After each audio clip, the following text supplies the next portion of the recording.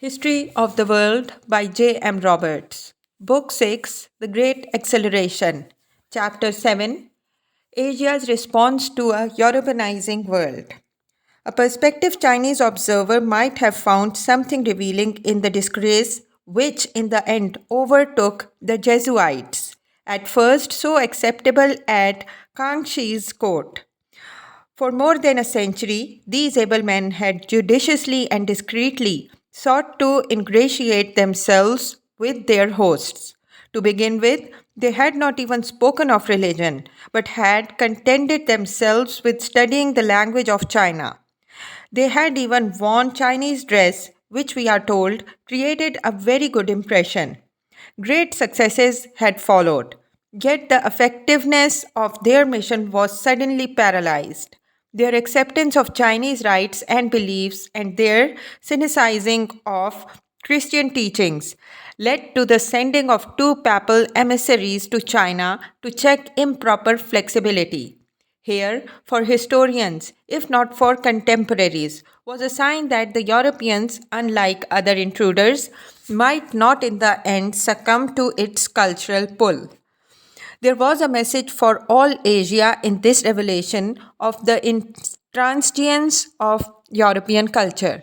It was going to be more important to what was about to happen in Asia and was already underway there than even the technology of the newcomers. It was certainly more decisive than any temporary or special weaknesses of the Eastern empires, as China's own history was to show. Under Kangxi's immediate successors, the Manchu Empire was already past its peak. Its slow and eventually fatal decline would not have itself been surprising, given the cyclic pattern of dynastic rise and fall in the past. What made the fate of Qing dynasty different from that of its predecessors was that it survived long enough to preside over the country while it faced a quite new threat, one from a culture stronger than that of traditional China. For the first time in nearly 2000 years, Chinese society would have to change, not the imported culture of a new wave of barbarian conquerors. The Chinese Revolution was about to begin. In the 18th century, no Chinese official could have been expected to discern this. When Lord Macartney arrived in 1793 to ask for equality of diplomatic representation and free trade, the confidence of centuries was unshaken. The first Western advances and encroachments had been successfully rebuffed or contained. The representative of George III could only take back polite and unyielding messages of refusal to what the Chinese emperor was pleased to call the lonely remoteness of your island, cut off from the world by intervening wastes of sea. It can hardly have made the message more palatable that George was also patted on the back for his submissive loyalty in sending this tribute mission and encouraged to show even greater devotion and loyalty in future. The assumption of their own cultural and moral superiority came as naturally to the educated Chinese as it was to do to the European and American missionaries and philanthropists of the next century, who unconsciously patronized the people they came to serve. It embodied the Chinese worldview, in which all nations paid tribute to the emperor, possessed of the mandate of heaven, and took it for granted that China already had all the materials and skills needed for the highest civilization and would only waste her time and energy in indulging relations with Europe going beyond the limited trade tolerated at Canton, where by 1800 there were perhaps 1,000 Europeans. Nor was this obviously nonsense. Nearly 3 centuries of trade with China had failed to reveal any manufactured goods from Europe, which the Chinese wanted except the mechanical toys and the clocks they found amusing. European trade with China rested on the export to her of silver and of other Asian goods. As a British merchant concisely put it in the middle of the 18th century, the East India trade exports our bullion, spends little of our product, and manufactures and brings in commodities perfectly manufactured which hinder the consumption of our own. Yet, for all official China's confidence in her internal regime and cultural superiority, signs of future difficulties can be discerned in retrospect. The secret societies and cults, which kept alive a smoldering nation resentment against a foreign dynasty and the central power, still survived and even prospered. They found fresh support as the surge of population became uncontainable. In the century before 1850, numbers seem to have more than doubled to reach about 430 million by 1850. Pressure on cultivated land became much more acute because the area worked could be increased only by a tiny margin. Times grew steadily harder, and the lot of the peasantry more and more miserable.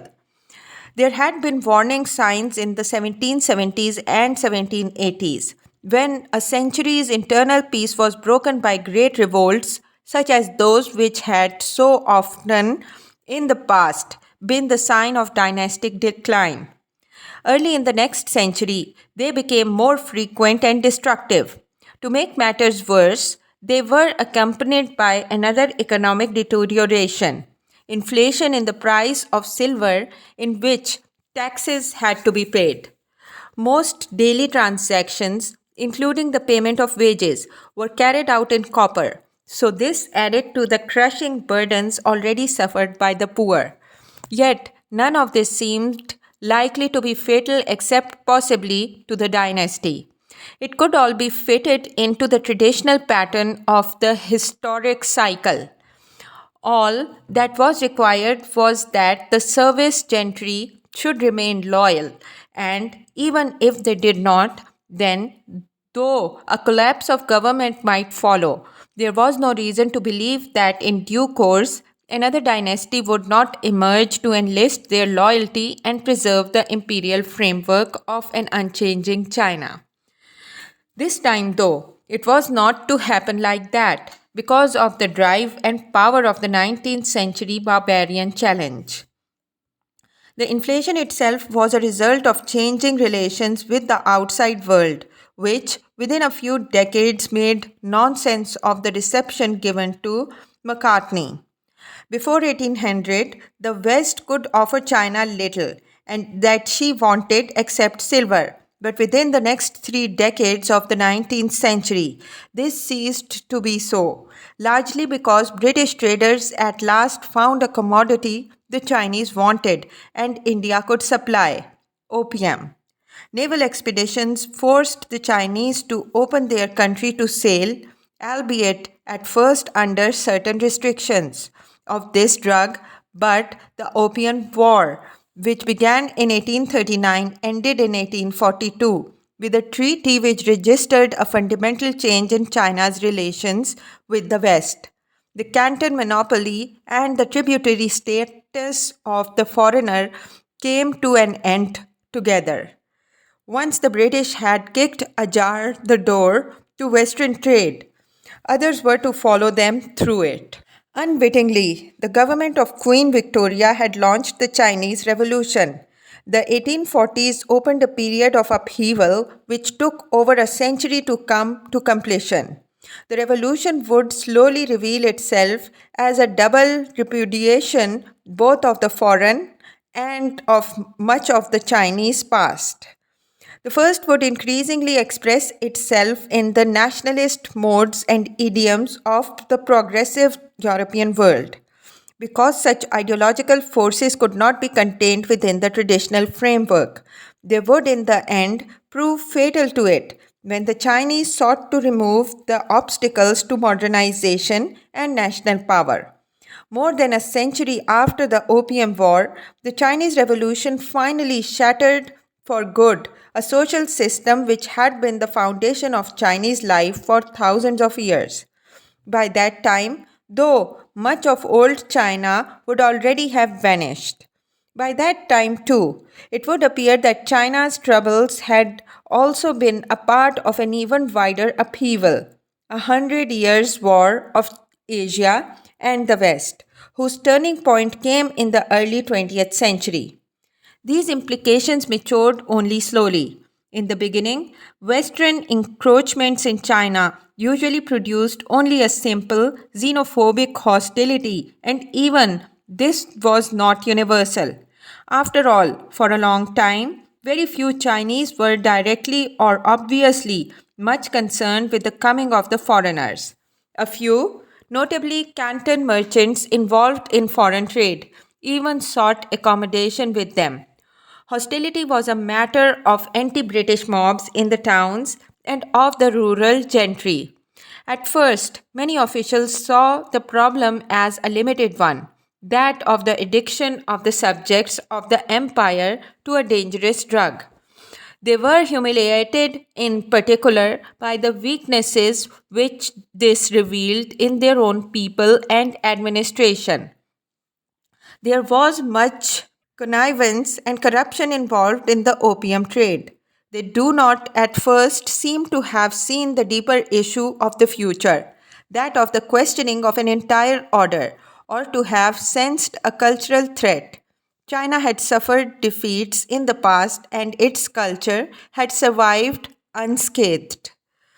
The first portent of a deeper danger came when, in 1840s, the imperial government had to concede that missionary activity was legal.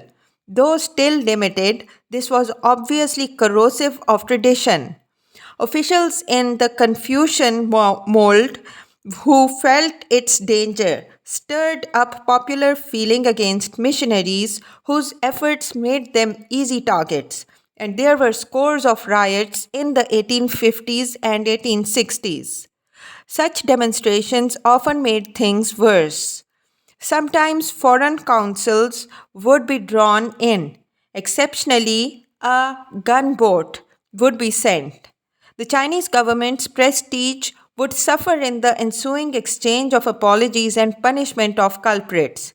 Meanwhile, the activity of the missionaries was steadily undermining the traditional society in more direct and didactic ways by preaching an individualism and egalitarianism alien to it, and by acting as a magnet to converts to whom it offered economic and social advantages.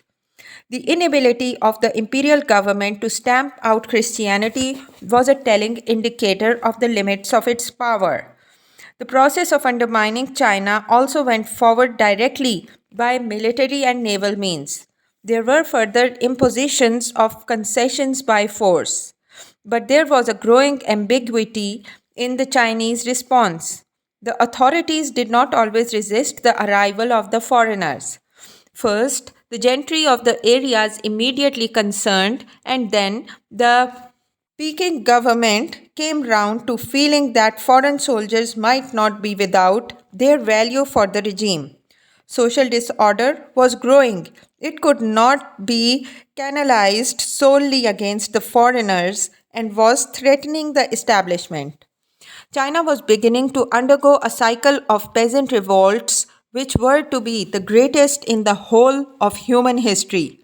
In the middle decades of the century, the familiar indicators multiplied: banditry, secret societies. In the 1850s, the Red Turbans were suppressed only at great cost. Such troubles frightened the establishment and threw it onto the defensive, leaving it with little spare capacity to resist the steady gnawing of the West. These great rebellions were fundamentally caused by hunger for land, and the most important and distinctive of them was Taiping Rebellion, or as it may more appropriately be called, revolution, which lasted from 1850 to 1864. The heart of this great convulsion, which cost the lives of more people than died the world over in the First World War, was a traditional peasant revolt. Hard times and a succession of natural disasters had helped to provoke it. It drew on a compound of land hunger, hatred of tax gatherers, social envy, and national resentment against the Manchus. Though it is hard to see exactly what this meant in practice, for most of the officials who actually administered the empire were, of course, themselves Chinese. It was also a regional outbreak, originating in the south and even there promoted by an isolated minority of settlers from the north. The new feature behind the revolt, and one which made it ambiguous in the eyes of both Chinese and Europeans, was that its leader, Hung Soo-chuan, had a superficial but impressive acquaintance with the Christian religion in the form of American Protestantism. This led him not only to rewrite the Decalogue with a new emphasis on filial piety, but among other things, to denounce the worship of other gods and destroy idols, and to talk of establishing the kingdom of God on earth. He felt rejected by his own culture, for he had been unsuccessful in the examinations which conferred status on low born Chinese within the familiar framework of one of the periodic peasant upheavals of old China. That is to say, a new ideology was at work and showing itself subversive of the traditional culture and state. Some of its opponents at once grasped this and saw the movement as an ideological as well as a social challenge. Thus, the Taiping Rebellion can be seen as an epoch in the Western disruption of China. The Taiping army at first had a series of spectacular successes. By 1853, they had captured Nanking and established there the court of Hung Seo-chan, now proclaimed the Heavenly King. In spite of alarm further north, though this was as far as they went. After 1856, the revolution was on the defensive. Nevertheless, it announced important social changes, which were to be praised later by Chinese communists. And although it is by no means clear how widely these were effective or even appealing, they had real disruptive ideological effects. The basis of Taiping's social doctrine was not private property but communal provision for general needs. The land was, in theory, distributed for working in plots graded by quality to provide just shares. Even more revolutionary was the proclaimed extension of social and educational equality to women. The traditional binding of their feet was forbidden, and a measure of sexual austerity marked the movement's aspirations, though not the conduct of the heavenly king himself. All this reflected the mixture of religious and social elements which lay at the root of the Taiping cult and threatened the traditional order.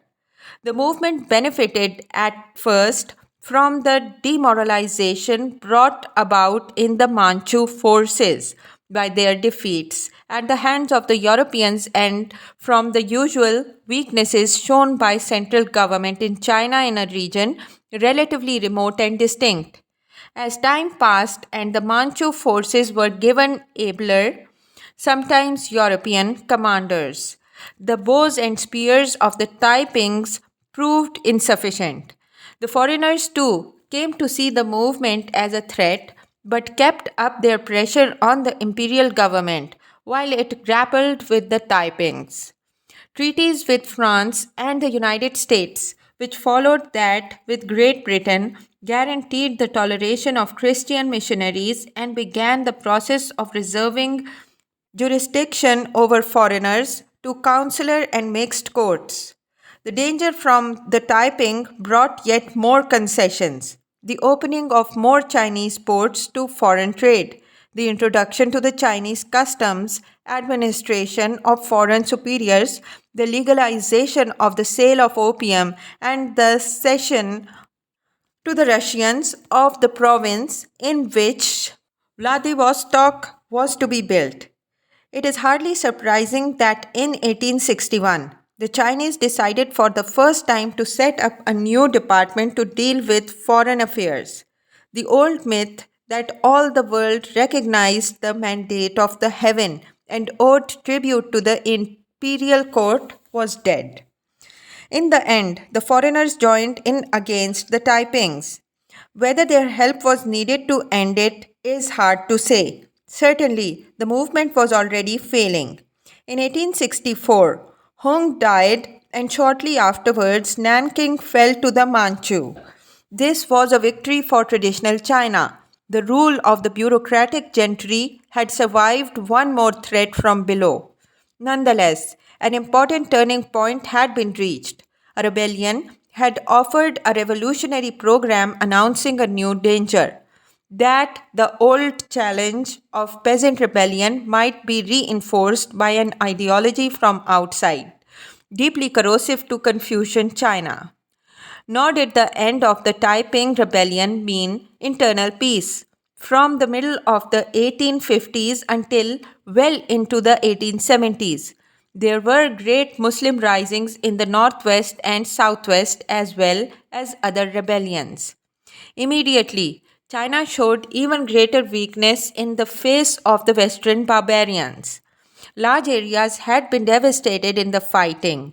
In many of them, the soldiers were powerful and threatened the control of the bureaucracy. If the enormous loss of life did something to reduce pressure on land, this was probably balanced by a decline in the prestige and authority of the dynasty. Concessions had already had to be made to the Western powers under because of these disadvantaged conditions. Between 1856 and 1860, British and French forces were engaged every year against the Chinese. A treaty in 1861 brought to 19 the number of treaty ports open to the West merchants and provided for a permanent British ambassador at Peking. Meanwhile, the Russians exploited the Anglo French success to secure the opening to their entire border with China to trade. Further concessions would follow. It was evident that methods which had drawn the string of nomadic invaders were not likely to work with confident Europeans, whose ideological assurance and increasing technical superiority protected them from the seduction of Chinese civilization. When Roman Catholic missionaries were given the right to buy land and put up buildings, Christianity was linked to economic penetration. Soon, the wish to protect converts meant involvement in the internal affairs of the public order and police. It was impossible to contain the slow but continuous erosion of Chinese sovereignty. Never formally a colony, China was beginning nonetheless to undergo a measure of colonization. Then there were territorial losses as the century wore on. In the 1870s, the Russians seized the Ili Valley, though they later handed much of it back. And in the next decade, the French established a protectorate in Annam. Loosely asserted, but ancient Chinese suzerainty was being swept away. The French began to absorb Indochina, and the British annexed Burma in 1886. The worst blow came from another Asiatic state. In the War of 1894 to 1895, the Japanese took Formosa and the Pescadores, while China had to recognize the independence of Korea, from which they had received tribute since the 17th century. Following the Japanese success came further encroachments by other powers provoked by the Russians, who established themselves in Port Arthur. England, France, and Germany all extracted long leases of ports at the end of the century. Before this, the Portuguese, who had been in China longer than any other Europeans, converted their tenure of Macau into outright ownership. Even the Italians were in the market, though they did not actually get anything. And long before this, Concessions, loans, and agreements had been extracted by Western powers to protect and foster their own economic and financial interests. It is hardly surprising that when a British Prime Minister spoke at the end of the century of two classes of nation, the living and the dying, China was regarded as an outstanding example of the second. Statesmen began to envisage her partition. Before the end of the 19th century, it became clear to many Chinese intellectuals and civil servants that the traditional order would not generate the energy needed to resist the new barbarians. Attempts along the old lines had failed. New tendencies began to appear. A society for the study of self strengthening was founded to consider Western ideas and inventions which might be helpful.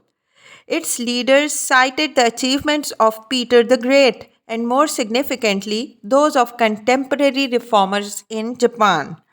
An example all the more telling because of the superiority shown by the Japanese over China in the war in 1895. Yet the would be reformers still hoped that they would be able to root change in the Confucian tradition, albeit one purified and invigorated. They were members of the gentry and they succeeded in obtaining the ear of the emperor. They were, thus, working within the traditional framework and machinery of power to obtain administrative and technological reform without compromising the fundamentals of Chinese culture and ideology. Unfortunately, this meant that the 100 Days of Reform of 1898 was almost at once tangled up in the court politics of the rivalry between the emperor and the Dowager Empress, to say nothing of Chinese Manchu antagonism. Though a stream of reform edicts was published, they were swiftly overtaken by a coup d'etat by the empress, who locked up the emperor. The basic cause of the reformers' failure was the provocation offered by their inept political behavior. Yet, although they had failed, it was important that their initiative had taken place at all. It was to be a great stimulus to wider and deeper thinking about China's future. For the moment, though, China seemed to have turned back to older methods of confronting the threat from outside, as a dramatic episode the Boxer movement showed. Exploited by the Empress, this was essentially a backward looking and xenophobic popular upheaval, which was given official encouragement. Missionaries and converts were murdered, a German minister killed, and the foreign legations at Peking besieged. The Boxers once more revealed the hatred of foreigners which was waiting to be tapped. Yet their efforts showed how little could be hoped for from the old structure, for its most conservative forces had dominated the movement, not the few reformers who became involved in it. The Boxers were in due course suppressed by a military intervention, which provides the only example in history of the armed forces of all the great powers operating under the same commander, a German, as it happened, and the sequel was yet another diplomatic humiliation for China. An enormous indemnity was settled on customs henceforth under foreign direction. The ending of Boxer movement left China still more unstable. Reform had failed in 1898, so now had reaction. Perhaps only revolution lay ahead. Officers in the parts of the army which had undergone reorganization and training on Western lines began to think about it. Students in exile had already begun to meet and discuss their country's future, above all in Tokyo. The Japanese were happy to encourage subversive movements which might weaken their neighbor. In 1898, they had set up an East Asian Cultural Union from which emerged the slogan Asia for the Asians. The Japanese had great prestige in the eyes of the young Chinese radicals as Asians who were escaping from the trap of traditional backwardness which had been fatal to India and seemed to be about to engulf China.